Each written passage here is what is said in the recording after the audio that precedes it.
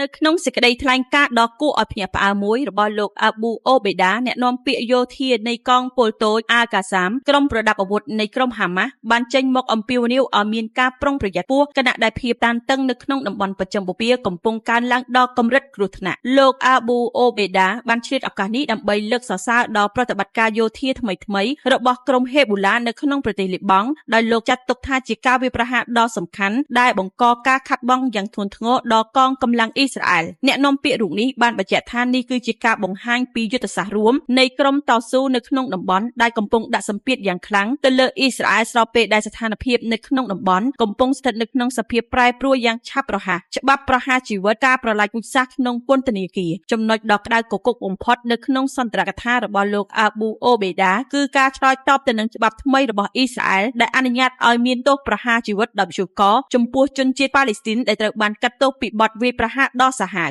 លោកបានហៅច្បាប់នេះថាជាការប្រឡាយពូជសាសន៍ស្ងាត់ៗនៅក្នុងពន្ធនាគារដែលអះអាងថាយើងមានឯកសារបញ្ជាក់ថាអ្នកទោសប៉ាឡេស្ទីនចំនួន89នាក់ត្រូវបានប្រហារជីវិតដោយឈាមត្រជាក់នៅក្នុងពន្ធនាគារលោកបានទាមទារឲ្យសហគមន៍អន្តរជាតិសភាអឺរ៉ុបកាត់ផ្តាច់ទំនាក់ទំនងជាមួយនឹងសភាអ៊ីស្រាអែលដោយចាត់ទុកថាស្ថាប័ននេះកំពុងធ្វើអក្រិតកម្មសង្គ្រាមក្លាយទៅជារឿងស្របច្បាប់សំឡេងនៃក្តីឈឺចាប់ពីក្រុមគ្រួសារអ្នកទោសសេចក្តីថ្លែងការណ៍នេះបានជំរុញឲ្យម្ដាយនិងសាច់ញាតិរបស់អ្នកទោសប៉ាឡេស្ទីនជាច្រើនអ្នកបង្ហាញនូវក្តីកង្វល់យ៉ាងខ្លាំងម្ដាយម្នាក់បានថ្លែងទាំងទឹកភ្នែកយើងស្លាប់1000ដងក្នុង1នាទីព្រោះយើងមិនដឹងអ្វីទាំងអស់អំពីជោគវាសនារបស់កូនយើងការសម្រេចចិត្តរបស់អ៊ីស្រាអែលនេះវាយប្រហារមកលើពួកយើងដោយភ្នែកបន្ទោលសម្រាប់ក្រុមគ្រួសារទាំងអស់នេះច្បាប់ថ្មីនេះមិនមែនជាយុត្តិធម៌ទេប៉ុន្តែជាការដាក់ទណ្ឌកម្មដោយការរើសអើងជាតិសាសន៍យ៉ាងធ្ងន់ធ្ងរលោកអាប៊ូអូបេដាក៏បានព្រមានអំពីការរដ្ឋបិទនៅជុំវិញវិហារអាសាសានិងប្រតិបត្តិការយោធានៅក្នុងតំបន់ជិតខាងដែលលោកចាត់ទុកថាគឺជាគំរូ